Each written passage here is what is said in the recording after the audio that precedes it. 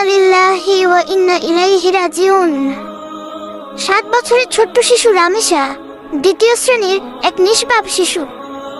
যে বয়সে একটা বাচ্চার হাতে থাকার কথা ছিল বই আর খেলনা, সেই বয়সেই তাকে পৃথিবীর সবচেয়ে ভয়ঙ্কর নিষ্ঠুরতার শিকার হতে হলো। অভিযোগ উঠেছে পাশের ফ্ল্যাটের এক দম্পতি নির্দয়ভাবে শিশুটিকে ধর্ষণের পর হত্যা করেছে। আর সবচেয়ে ভয়ঙ্কর বিষয় হলো এই নৃশংসতায় স্ত্রী ও স্বামীকে সাহায্য করেছে। ভাবুন তো একবার, যে মুহূর্তে ছোট্ট রামেশার উপর অত্যাচার চলছিল, ঠিক সেই সময় তার মা ফ্ল্যাটের বাইরে দাঁড়িয়ে মেয়ের জুতা দেখে দরজায় ডাকাডাকি করছিলেন।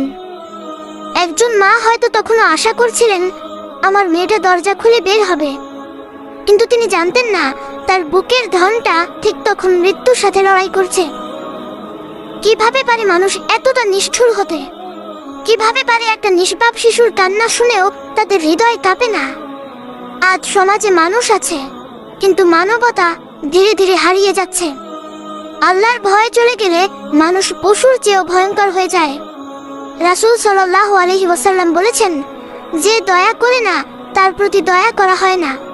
সহিহ আল বুখারী। আজ ছোট্ট রামেশা নেই, কিন্তু তার নিষ্পাপ মুখটা হয়তো সারা জীবন আমাদের বিবেককে কাঁদাবে। এই ঘটনা শুধু একটা পরিবারের না, পুরো সমাজের হৃদয় ভেঙে দিয়েছে। আমরা উন্নতির কথা বলি, সভ্যতার কথা বলি, কিন্তু যদি শিশু নিরাপদ না থাকে, তাহলে সেই সমাজ কখনো সভ্য হতে পারে না।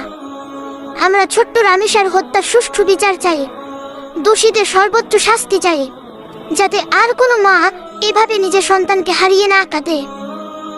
হে আল্লাহ, ছোট্ট রামেশাকে জান্নাতুল ফিরদাউস দান করুন, তার পরিবারকে ধৈর্য দিন, আর আমাদের সমাজকে এমন অন্ধকার ও নিষ্ঠুরতা থেকে হেফাজত করুন।